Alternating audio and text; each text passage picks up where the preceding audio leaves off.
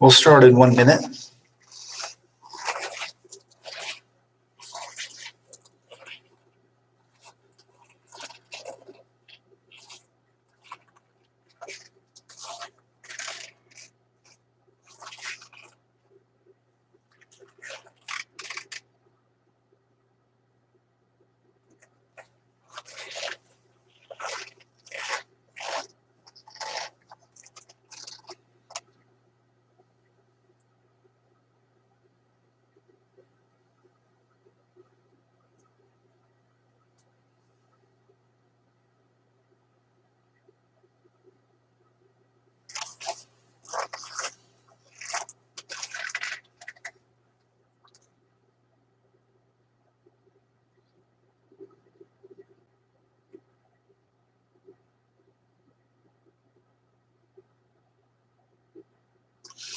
Today we're going to start in section 3.5, Exponential and Logarithmic Equations, how to solve them.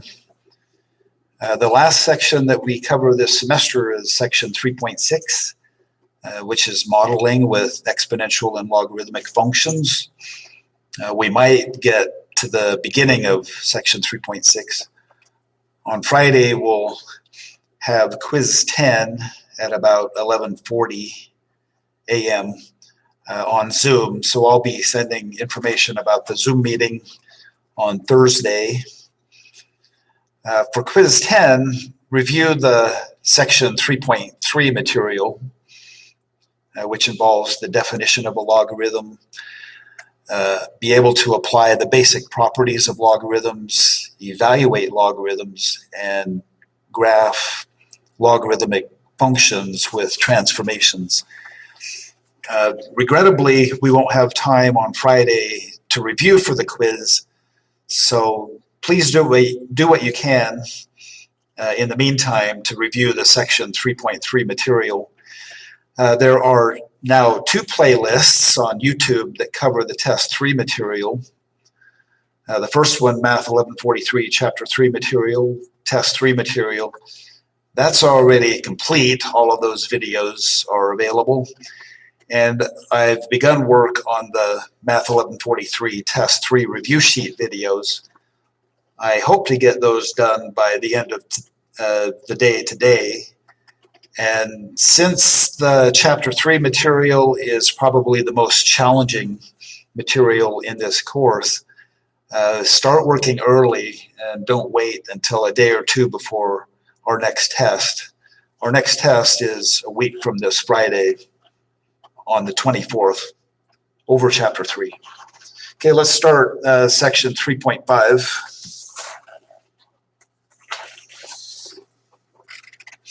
Okay, this one, solve exponential equations. That's the first objective in section 3.5. And we have this equivalence property that we've seen before.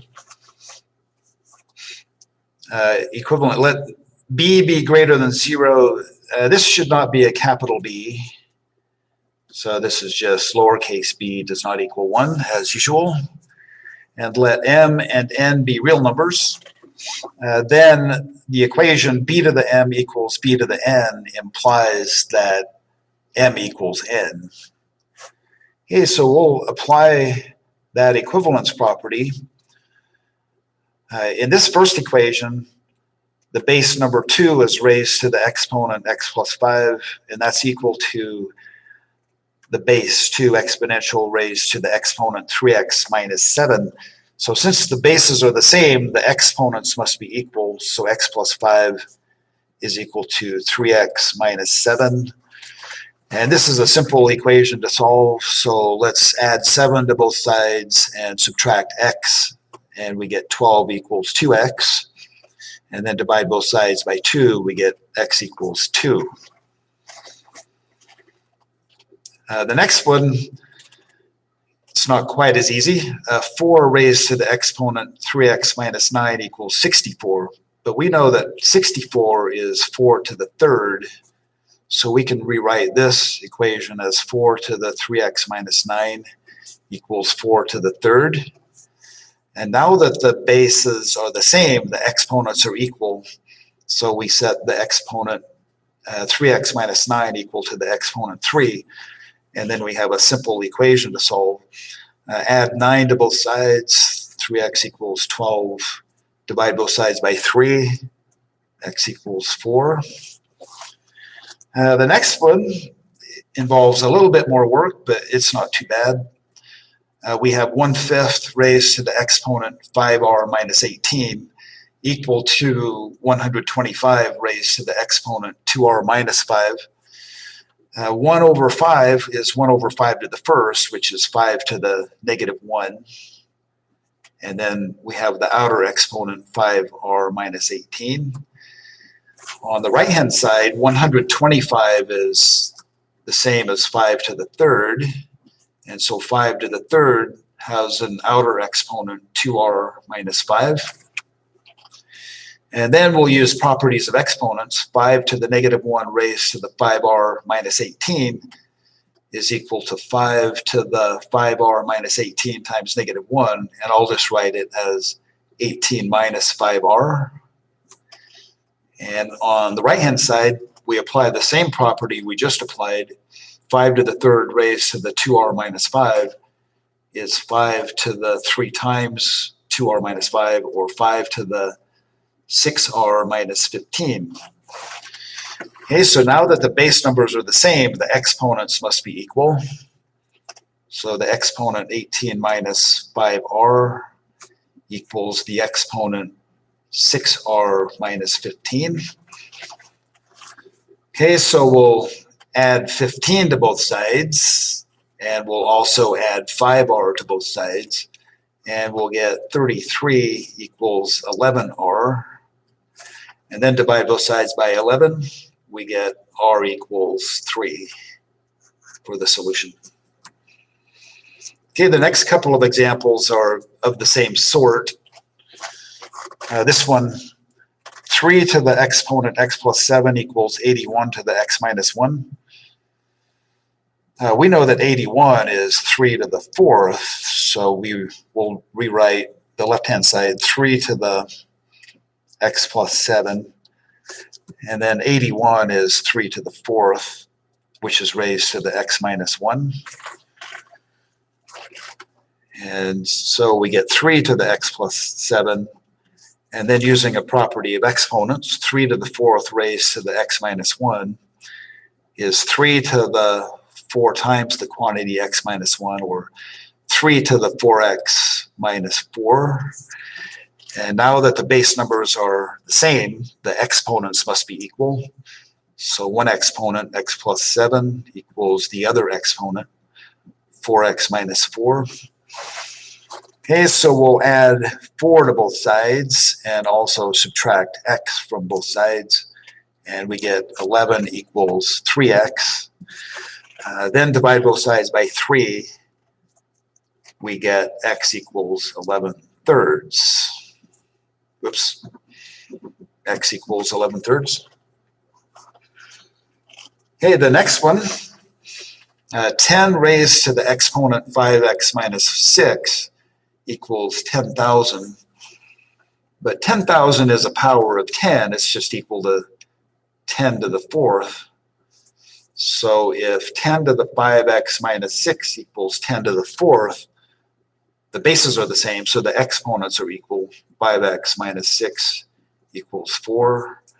Add 6 to both sides. 5x equals 10. Then divide both sides by 5. X equals 2.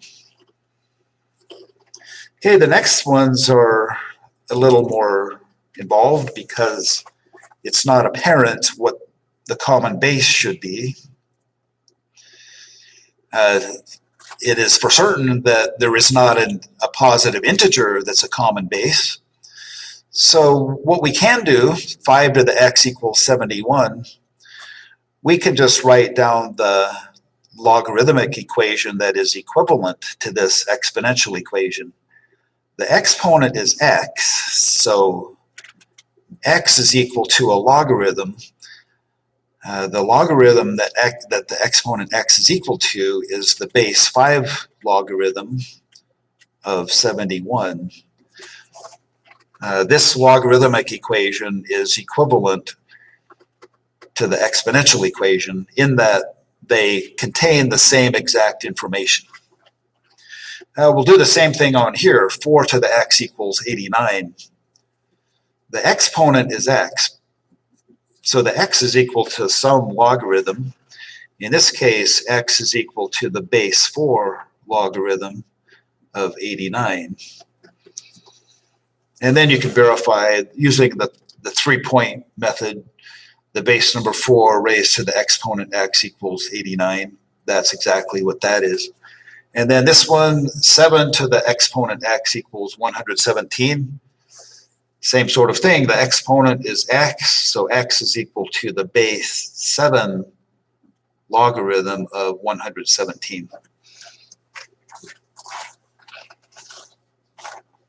Okay, we'll do a few more. They'll get a little more involved here in a minute. Okay, so this one on the left, upper left, 125 equals 375 times e to the negative 0.5x. We want to solve for x. It's in the exponent. So first, divide both sides by 375. So 125 divided by 375. We might as well just note that this simplifies to 1/3. So 1/3 equals e to the negative 0.5x.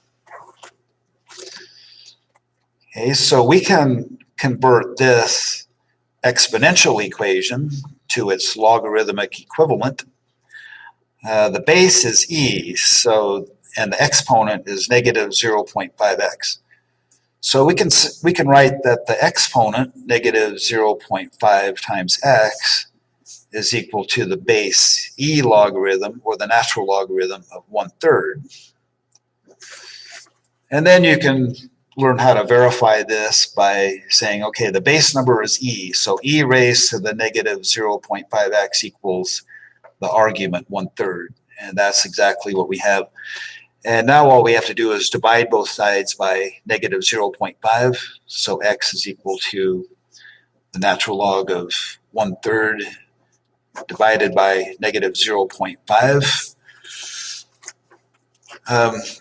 This is an okay answer, but if you divide something by negative 0.5, that's equivalent to multiplying that something by negative 2. So we can write this as negative 2 times the natural log of 1/3. This is also a perfectly fine answer, but you can also use one of the properties of logarithms and move this coefficient, negative 2, to the position of the exponent on the argument. So you could write it as x equals the natural log of the number 1/3 to the negative 2. That's a perfectly fine answer, but if you want, you can think of 1/3 as 3 to the negative 1. And so the natural log of 3 to the negative 1 to the negative 2 is the natural log of 3 to the positive 2, which is the natural log of positive 9. So this is the easiest one to relate to, but any one of those other forms is okay. Okay, in this next equation, e to the 2x minus 2, e to the x minus 8 equals 0. This kind of equation is referred to as quadratic in form because one of the terms involves something squared and another term involves that something that is squared, and then there's a constant, and one side of the equation is also a constant. So it's not a quadratic equation, but it's quadratic in form. And there's a number of methods that you can use. One of the things we can do, we can write it so that it's more apparent that it's quadratic in form. E to the 2x is the same as squaring e to the x, and then e to the x squared minus 2 e to the x minus 8 equals 0. We can write down two factors that equal this I don't want to call it a trinomial, but it's like a trinomial. So let's see, one of the factors will have e to the x in it. The other factor will have e to the x in it, because e to the x times e to the x is e to the 2x. Okay, so this isn't too hard. E to the x minus 4 times e to the x plus 2. And you can verify that those are the correct factors just by noting negative 4 times 2 is negative 8, and negative 4 plus 2 is negative 2. Okay, so we set each of those factors equal to 0. One of the solutions for e to the x is e to the x equals 4. The other one, from the factor e to the x plus 2, that would mean that e to the x equals negative 2. Okay, but we know that e to the x equals negative 2 is never true. So this one there's no solution to this equation. E to the x is always positive. But this one does have a solution. E to the x equals 4. So the exponent x is equal to the natural log of 4. Okay, so this equation up here has one solution for x, which is the natural log of 4. Okay, the next two examples involve a fair amount of writing. We want to solve this equation for x. We have 2 raised to the exponent 3x plus 7. That's equal to 5 raised to the exponent 2x minus 1. So we can use any logarithm we like, but usually we just resort to using the natural log or the base 10 log. The natural log is convenient in that it only has 2 letters in it. So if we if we compute the natural log of the left-hand side, the natural log of 2 to the exponent 3x plus 7, and whatever we do to the left-hand side, we have to do to the right-hand side. So on the right-hand side, we compute the natural log of 5 to the 2x minus 1. The reason that we're using a logarithm is because we want to get the variable out of the exponent. So we're going to apply one of the properties of logarithms. The exponent is on the argument is a binomial, 3x plus 7. So we're going to move that entire binomial out front and write it as 3x plus 7. Make sure that you put it in parentheses because we have to multiply this entire quantity by the natural log of 2. If you don't write the parentheses, then technically it's not correct, and even if you intend to multiply by the natural log of 2, there's a chance that you might forget. So make sure you put parentheses around the binomial. The same thing in this case. The exponent is the binomial 2x minus 1. We're going to move the entire binomial 2x minus 1 out front. All we did was apply one of those properties of logarithms. And this is just a linear equation in one variable x. And we know how to solve those kinds of equations. So first we apply the distributive property on both sides. On the left-hand side, we get 3x times the natural log of 2 plus 7 times the natural log of 2. On the right-hand side, also distribute by multiplying. We get 2x times the natural log of 5 minus the natural log of 5. We want to solve for x. There are just 2 terms that have x in it. The other terms don't have x. So what we do is we move all of the terms that have x to one side of the equation and all of the other terms to the opposite side. And you always, in a case like this, you have 2 ways to go about it. But what I'm going to do is I'm going to subtract 2x times the natural log of 5 from both sides and also subtract 7 times the natural log of 2 from both sides. So when I do both of those in the same step, I get 3x times the natural log of 2 minus 2x times the natural log of 5. Those are on the left-hand side. And then on the right-hand side, I have negative natural log of 5 and then minus 7 times the natural log of 2. Okay, we're just a couple of steps away from the solution. Every term that has x in it is on the left-hand side, so we factor x out of both terms. So x times the quantity 3 times the natural log of 2 minus 2 times the natural log of 5, and that's equal to the right-hand side, which is negative natural log of 5 minus 7 times the natural log of 2. And then we're going to divide both sides by this quantity, so we get x equals negative natural log of 5 minus 7 natural log of 2, all divided by 3 times the natural log of 2 minus 2 times the natural log of 5. This next example is the same sort of process. For right now, I will hold off on doing this one so that we can look at some other types of problems. And if there's time, we'll come back to this one. You can find a similar type of problem on one of those, well, on both of those playlists on Chapter 3 material.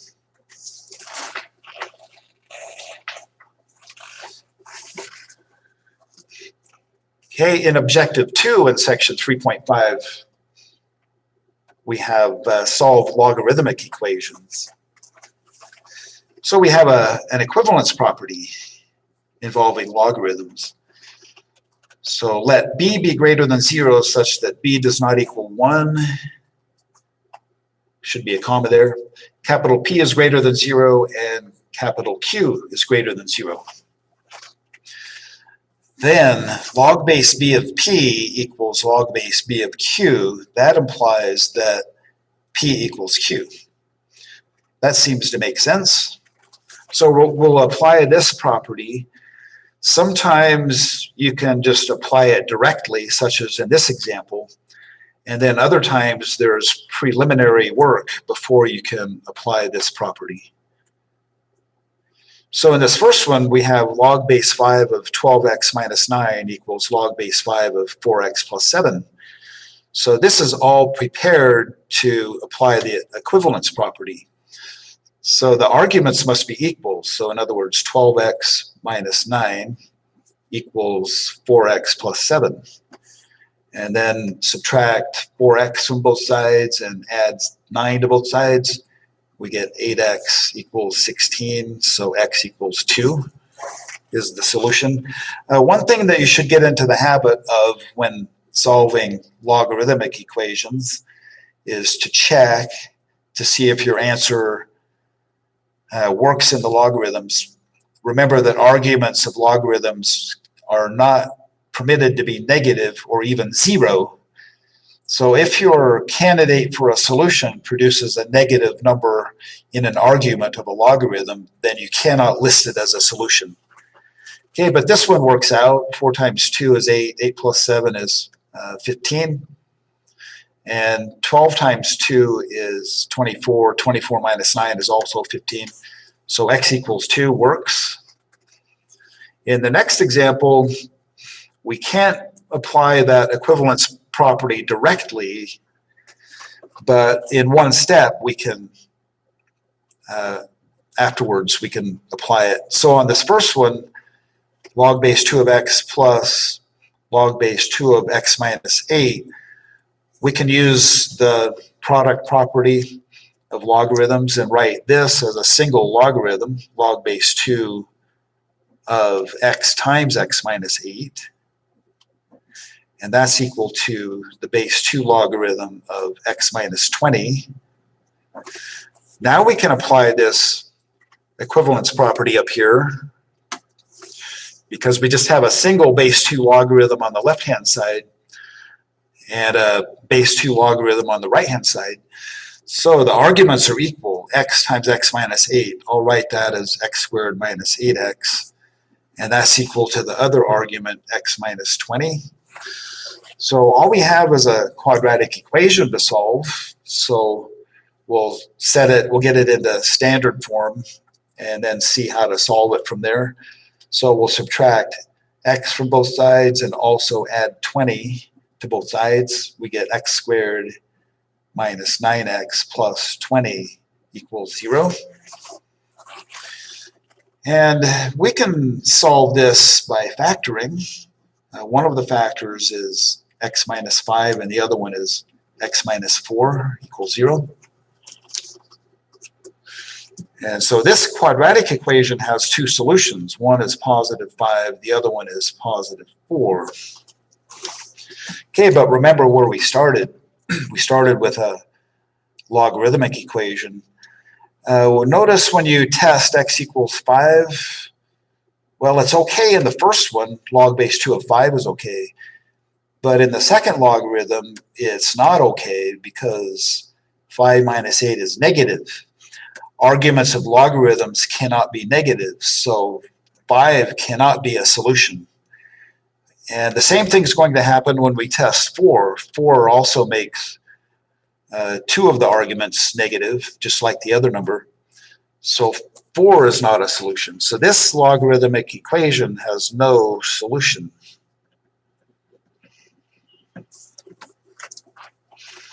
Okay, let's try the next example. This one is similar to the previous one. We have a preliminary step before we can apply that equivalence property. So the natural log of x plus the natural log of x minus 3. This is the natural log of x times x minus 3. And that's equal to the natural log of 5x minus 7. Okay, now that there's a single natural log on the left-hand side and a single natural log on the right-hand side and nothing else, we say that the arguments must be equal. So I'm going to rewrite x times x minus 3 as x squared minus 3x and set that equal to the other argument, which is 5x minus 7. So we have another quadratic equation to solve. We'll get it in the standard form by subtracting 5x from both sides and adding 7 to both sides. And once again, we have a trinomial that we can easily factor, x minus 1 and x minus 7. So this equation has two solutions, x equals 1 and x equals 7. But remember what we started with. If we test x equals 1, the natural log of 1 is okay. Arguments can be positive. But the natural log of 1 minus 3, that can't happen. 1 minus 3 is negative 2, so arguments cannot be negative. So x equals 1 is not a solution. When we test x equals 7, this one's going to work because the natural log of 7 is okay. The natural log of 7 minus 3 is the natural log of 4. That's okay. And the natural log of 5 times 7 minus 7 is the natural log of 28. So at this point, x equals 7 doesn't violate the fact that arguments must be positive. But we can test it even further. Just replace every x with 7, the natural log of 7 plus the natural log of 4, because 7 minus 3 is 4. And we can verify that that's equal to the right-hand side. The natural log of 5 times 7 minus 7 is the natural log of 28. And sure enough, this equation is true because if we simplify the natural log of 7 plus the natural log of 4, we get the natural log of 7 times 4 equals the natural log of 28. That's certainly true. 7 times 4 is 28. So 7 is the only solution to that equation.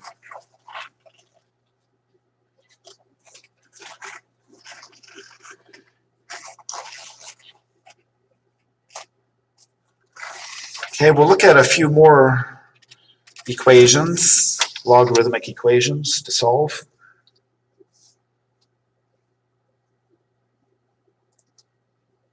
Solve the following logarithmic equations.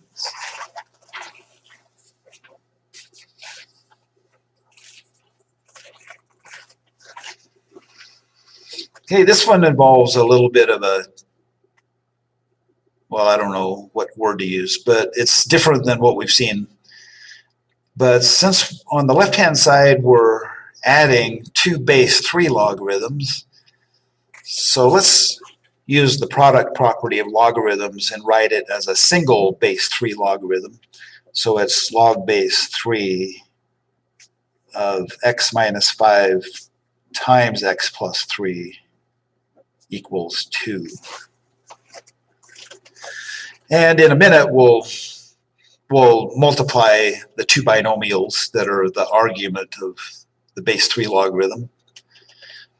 But in the next step, since we want to solve for x and we see that x is inside is in the argument of the logarithm, we have to legitimately get that outside of the logarithm. So here we can convert this logarithmic equation into its exponential equation equivalent. So the base 3 raised to the exponent 2, so 3 to the second, that's equal to the argument. And here I'll just multiply x minus 5 times x plus 3, and we're going to get x squared minus 2x minus 15. So this is just the exponential equation that's equivalent to this logarithmic equation. And we have another quadratic equation to solve. So we'll subtract 9 from both sides. And we get 0 equals x squared minus 2x. And then minus 24, since negative 15 minus 9 is negative 24. Okay, well, turns out we can solve this one by factoring. So one of the factors is x minus 6, and the other one is x plus 4.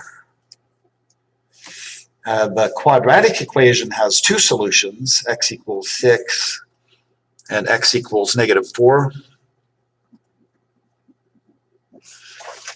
But remember what we're doing, we're trying to solve a logarithmic equation. When we check x equals 6, log base 3 of 6 minus 5, 6 minus 5 is 1, that's okay. Log base 3 of 6 plus 3, that's okay. And it also is true, if we replace every x with 6, we'll get a true equation.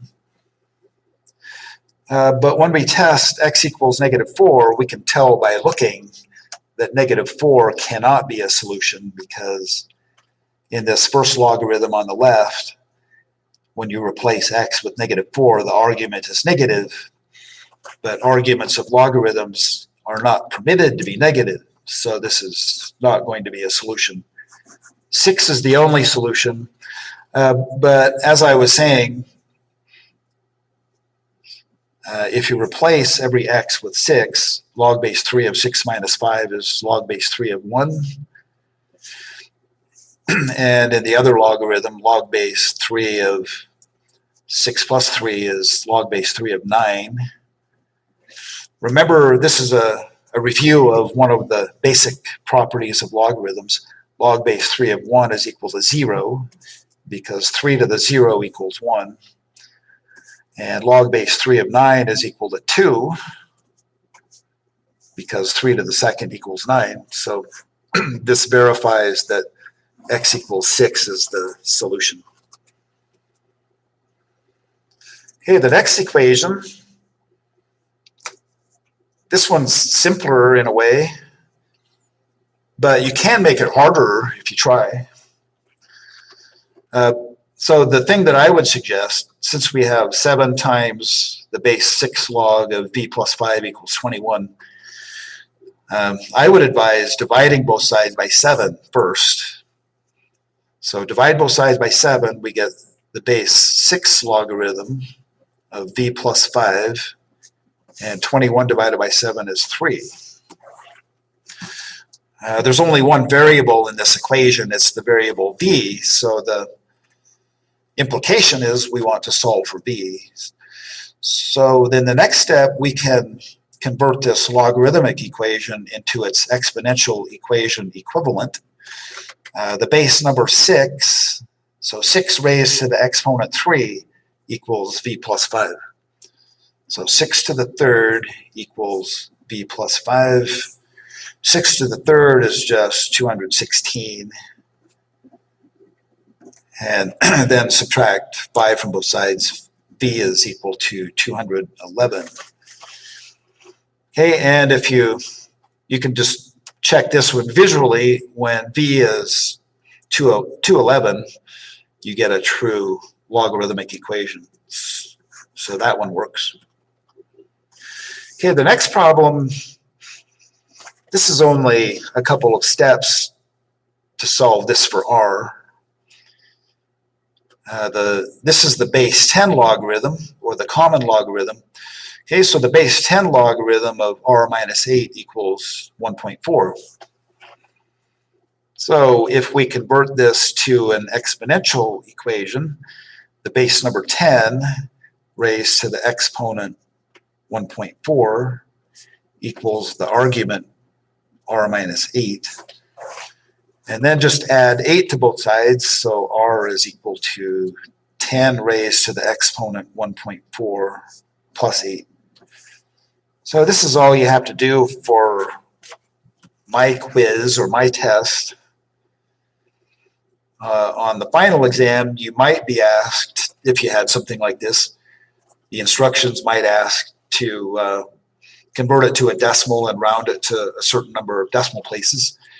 So I'm confident that you know how to use a calculator, raise 10 to the 1.4 and add 8, and then round it to however many number of decimal places you need to. Okay, the last example on this page, solve this equation. Log base 7 of x minus 48 equals 2 minus log base 7 of x. This is just slightly camouflaged.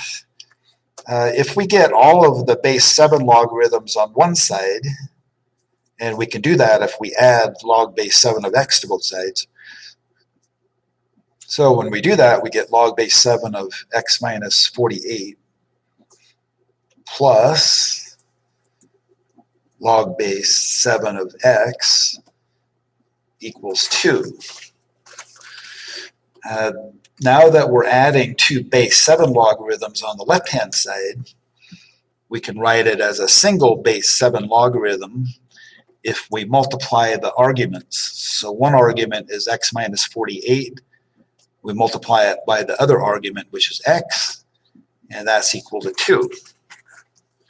And now we can do what we did in a couple of other previous examples. We can convert this logarithmic equation into its exponential equation equivalent. The base number 7 raised to the exponent 2 is equal to the argument x minus 48 times x. Okay, so 7 raised to the exponent 2 is equal to, I'm going to go ahead and multiply those out. It's equal to x squared minus 48x. So we get another quadratic equation. So this is a hint on the sorts of problems to expect on a test, quizzes in the test. So we'll subtract 49 from both sides. So we get 0 equals x squared minus 48x minus 49. And we can solve this by factoring again. So one of the factors is x minus 49. The other one is x plus 1. The quadratic equation has two solutions. One is positive 49, and the other is x equals negative 1. Okay, well, you can easily tell that x equals negative 1 cannot be a solution to the original equation because it makes each of the two arguments negative. So that can't happen. So negative 1 is not a solution. And it's not hard to verify that 49 is the solution. So I'll leave that for you to test, but x equals 49 is the only solution to that equation.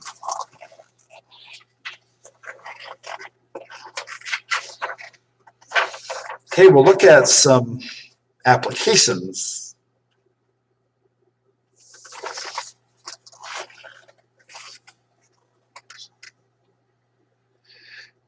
Use exponential and logarithmic equations in applications. This is the next objective in section 3.5, and I forgot to put a number by it, but it's must be objective 3. Anyway, after 14 years, a $12,000 investment is worth $31,973.47. Find the interest rate if interest is compounded monthly in part 1 and continuously in part 2. Okay, so for the monthly one, let's write down the function that's related to this. Interest is compounded 12 times a year. The initial investment or the principal is 12,000. So A equals 12,000 times 1 plus R divided by 12, because interest is compounded monthly. And then the exponent is 12 times t, where t is the number of years. Okay, so we're told that when t is 14 years, the value of the investment or the amount in the account is $31,973.47. Okay, so we're going to replace A with 31,973.47. We set that equal to 12,000 times 1 plus R divided by 12. And the exponent will be 12 times 14. So let's see, what's that? That's 168. Okay, so to solve this equation for R, in this case, does not involve a logarithm because R is not in an exponent. So what we can do is we can divide both sides by 12,000. So the left-hand side is 31,973.47 divided by 12,000. And that's equal to 1 plus R divided by 12 to the 168. And then we can raise both sides to the 1 over 168 power. So on the left-hand side, we get 31,973.47 over 12,000.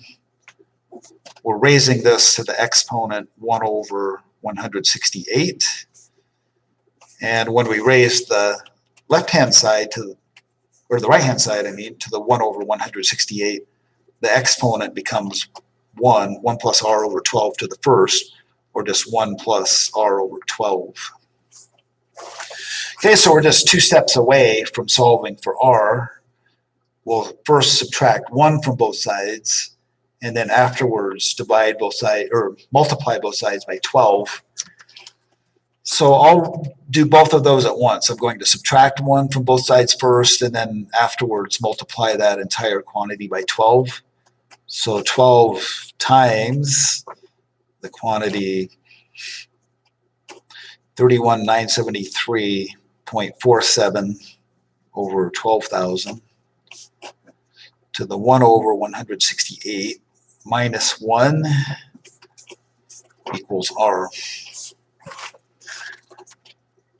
I would not ever do this to you on a quiz or a test, but it's still a good exercise for you to go through. Okay, the second part, find the interest rate if interest is compounded continuously. So the function for interest when it's compounded continuously, well, we still have the same initial amount, 12,000. So A equals 12,000 times e to the RT. We don't know what R is yet, but we're told that when T is 14, the value of A is 31,973.47. So we'll replace A with 31,973.47, set that equal to 12,000 times e to the 14R, because the number of years is 14. Then divide both sides by 12,000, like we did in the previous part. 31,973.47 divided by 12,000 equals e to the 14R. So R is in the exponent, so we can just compute the natural log of both sides. The natural log of e to the 14R will simplify to 14R. So the natural log of the left-hand side is the natural log of 31,973.47 over 12,000. That's equal to the natural log of e to the 14R, but that's equal to 14R. And then if we just divide everything by 14, we get our solution for R. So it's kind of messy, but you can use a calculator and get a decimal number that you can relate to. Okay, the next example, find the doubling time for an investment of $15,000 if the annual interest rate is 9% compounded monthly. Okay, let's write down the function first before we find the doubling time. So A equals the principal 15,000. The interest rate in decimal form is 0.09, and we're compounding monthly, so it's inside the parentheses, it's 1 plus 0.09 divided by 12, and the exponent is 12 times t, because interest is compounded 12 times a year. Now we can simplify what's inside the parentheses, 1 plus 0.09 divided by 12. We know that 9 divided by 12 is 0.75, so 0.09 divided by 12 is just 0.0075. So we can rewrite this as A equals 15,000 times 1.0075 raised to the exponent 12t.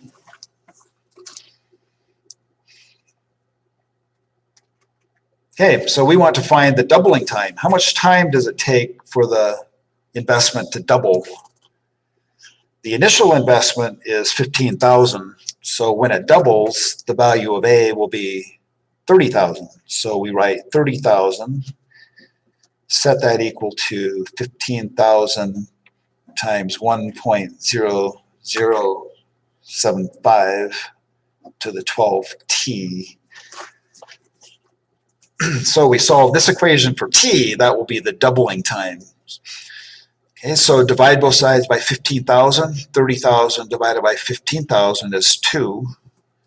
So 2 equals 1.0075 to the 12t. T is in the exponent. We want to solve for t, so we can use the natural log. The natural log of the left-hand side, the natural log of 2, equals the natural log of the right-hand side, which is the natural log of 1.0075 to the 12t. Then we're going to use one of those properties of logarithms. The exponent in the argument is 12t, so we move that to the front and write it as 12t times the natural log of 1.0075. And then we're going to divide both sides. Since we're solving for t, we're going to divide both sides by 12 times the natural log of 1.0075. Okay, so the natural log of 2 on the left-hand side divided by 12 times the natural log of 1.0075. That's equal to t, which is, in this case, the doubling time.